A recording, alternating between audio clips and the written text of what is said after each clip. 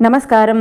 శ్రీ గురు దత్తాత్రేయ స్వామి కరుణామూర్తి. ఆయన అవతారాలలో మొదటి అవతారంగా భావించే శ్రీపాద శ్రీవల్లభ దేవాలయము కురుపురంలో ఉంది.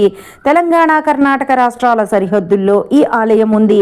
కృష్ణానదిలో మధ్యలో ఒక ద్వీపంలా ఉండే చోట ఈ ఆలయం ఉంటుంది.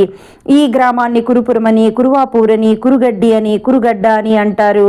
చాలా కాలం స్వామి ఇక్కడ నివసించారు. అనేక లీలలతో, మహిమలతో భక్తులను ఉద్ధరించారు.